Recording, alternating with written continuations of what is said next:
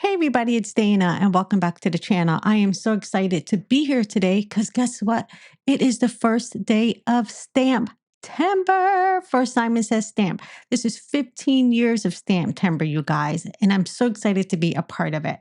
So we're going to be making some holiday tags because I'm going to need a few of these for holiday gifts that I'm giving out, as well as like bottles of wine. Super, super easy to make. So I thought I would show you the process of how you can make these.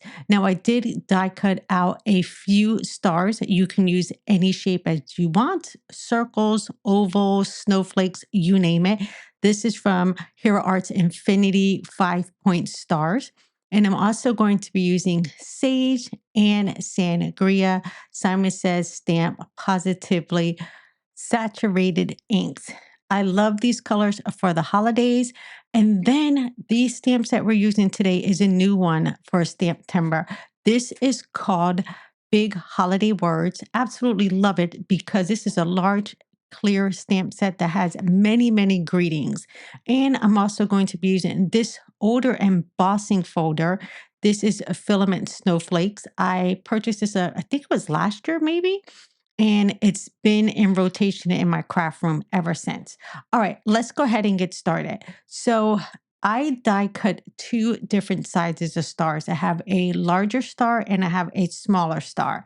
Now, at the end of the video, you'll see that I did this a little bit in reverse than the first ones I did, and that's because I wanted to have pairs. All right, when you're putting down your ink, I'm not going to color this whole thing. I kind of want to make it a little bit heavier or more saturated in one corner and then let it fade up to white. I really like doing this when I'm doing die cuts. Sometimes I also do them when I do word die cuts because I feel like it just gives a pretty gradation across either a card, a die cut, a tag like this. I just think it looks very pretty without having to add a saturation of color all the way across the paper. So the paper I am using today is Simon Says Stamp 120-pound cardstock. Now, if you did this in a lighter weight cardstock, I might say for a tag, you might want to go ahead and layer it up. But I am actually going to layer this one up as well because I just want it to be nice and sturdy on my package. All right, so I went ahead and I did this first layer of the sage. I'll go ahead and set that aside. And then we're going to do the smaller one in that sangria. So let me go back to the cardstock real quick. 120-pound cardstock is a heavyweight cardstock. You can use them for card bases. You can use them for tags like this. So I don't necessarily have to double this cardstock up. So let me just go ahead and say that. It is heavy enough to just have this one die cut. But I knew doing this ink blending, I have a chance of getting some of that red or that green on the back of this die cut. And that's where I want to write my message. So if you're also doing this, just make sure to die cut out another one so you can cover up that ink and then you can write your message on that piece. So as you can see here again, I didn't take it all the way up to the top. I left some of this white. Now let me show you a very cool technique that I did just halfway embossing this.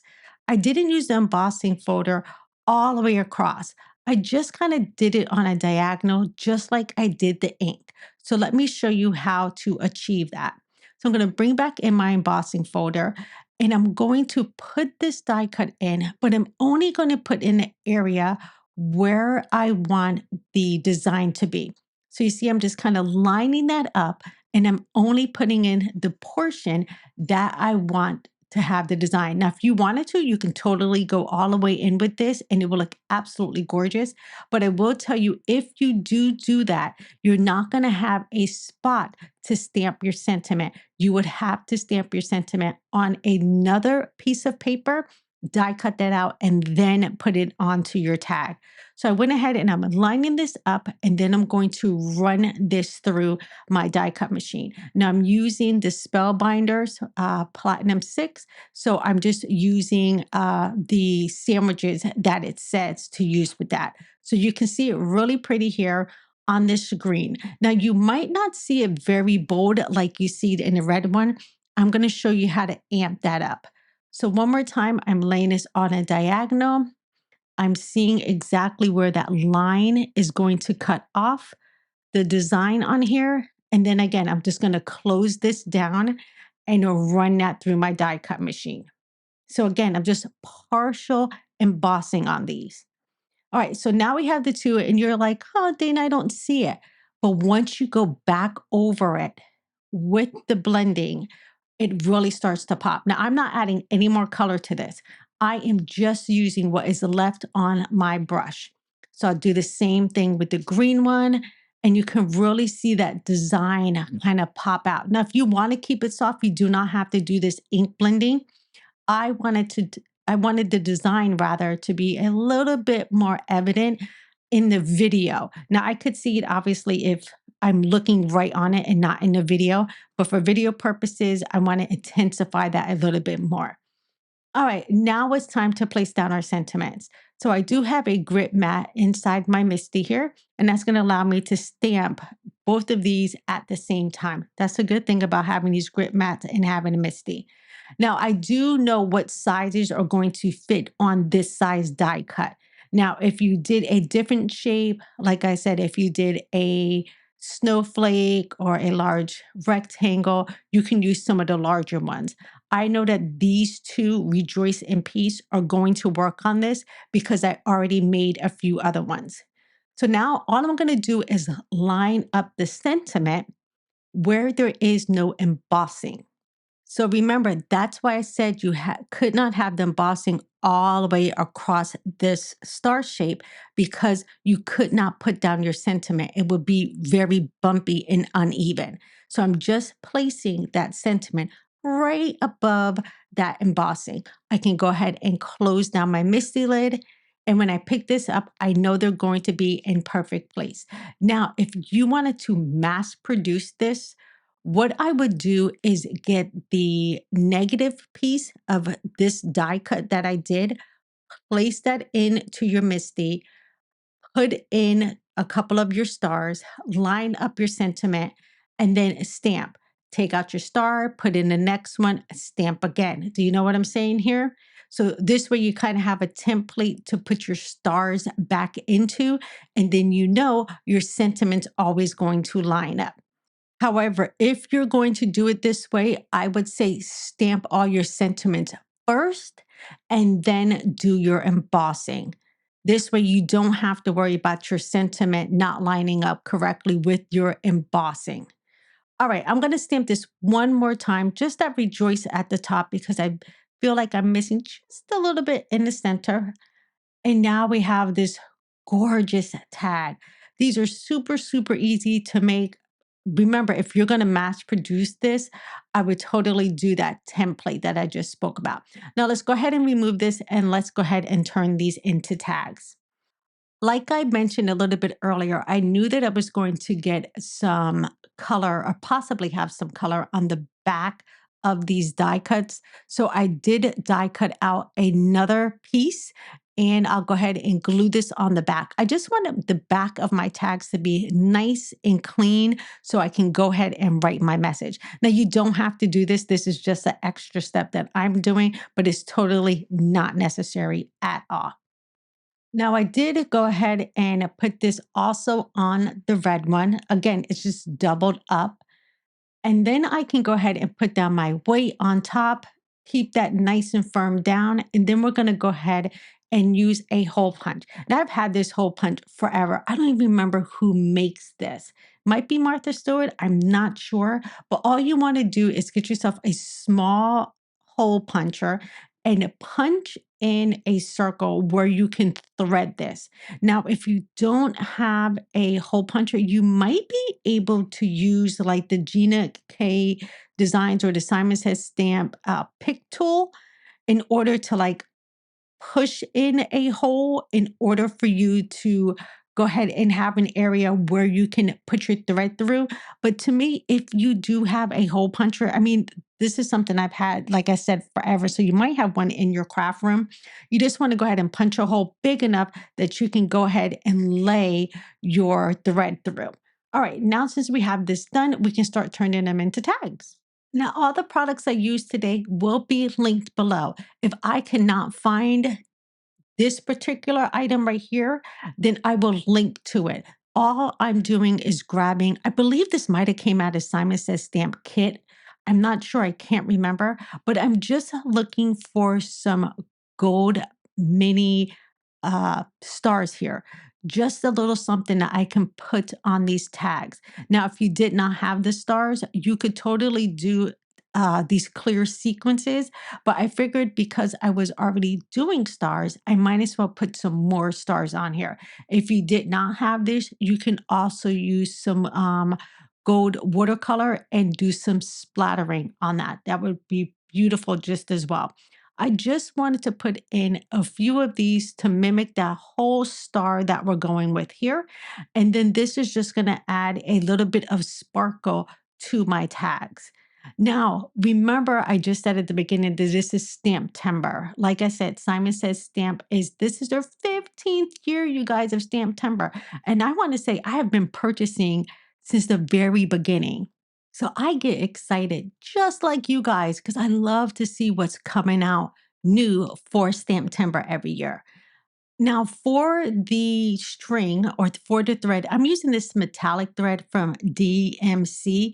I will link to it in the description box below. But if you have any kind of gold or whatever color you used, if you used silver on your card or if you use copper, copper would be very pretty.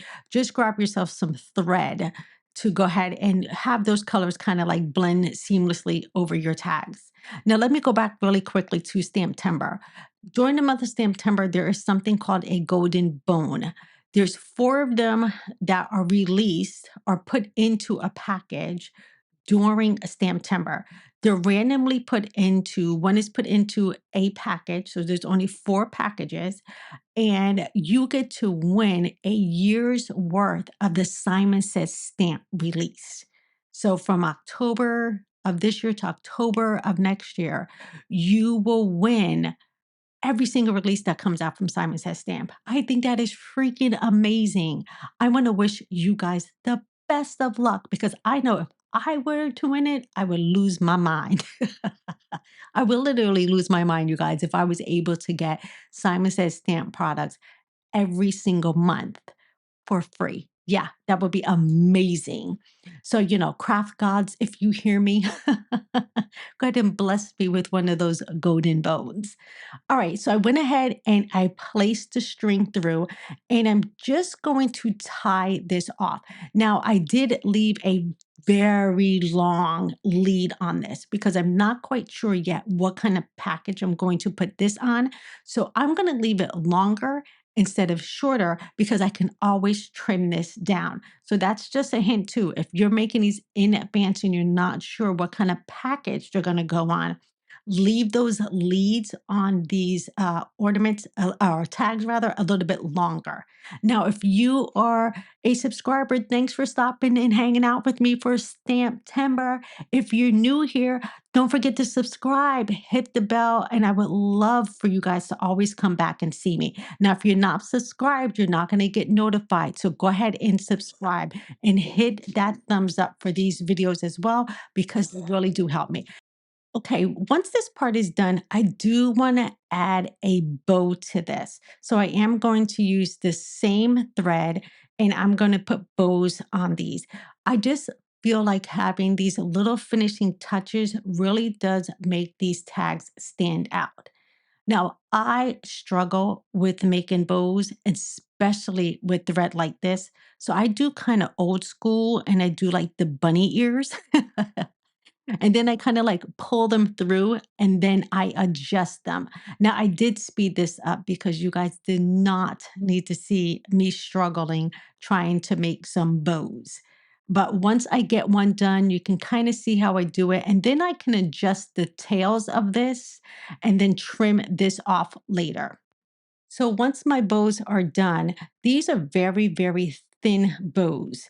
So my suggestion is to use some glue dots. I've had these Zot dots, these little tiny ones in my stash forever. Now, don't get me wrong, you can use a fine tip bottle with glue to put this on, but since these tags might travel, putting on a glue dot to me is just a safer way to go.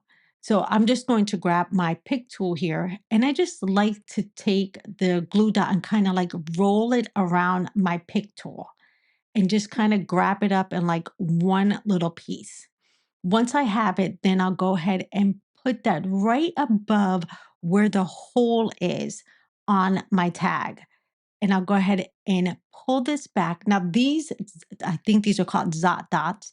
They're old. Like I probably had these things for 15 years. So if you get a newer one, they shouldn't be as gummy as mine are.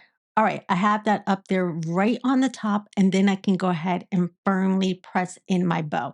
Now, you might end up seeing this little glue dot, but I'm okay with that because I know it's going to hold on to here. So again, I'm just going to roll that up on my pick tool, go ahead and place that right on top of where I have that opening, press that down. I kind of roll it back away, and then I can go ahead and put that on there, and then I can go ahead and grab my next bow. So again, like I said, this is just like the finishing touch on tags that you can just do. That doesn't really take a lot of time, but it does give you a little bit more of a wow factor. Now, since I have these on here, all I have to do at this point is just trim down the tails of my bows. And I do like to kind of pull the tails together and then try to cut them as evenly as possible. Now we have these gorgeous tags that we can put onto cards. So let me bring in the tags that I made off screen so you can see that I have these in pairs. So I have a large green and a small green, and I have a large red and a small red. And you can kind of do these in pairs in case you're giving out multiple gifts to the same person, and you might want to color coordinate them. All right, that is the tags for today. Thank you guys so much for stopping by. I have a couple more videos here that you guys can check out as well. And I'll see you in another video soon. Take care, everybody. Bye-bye.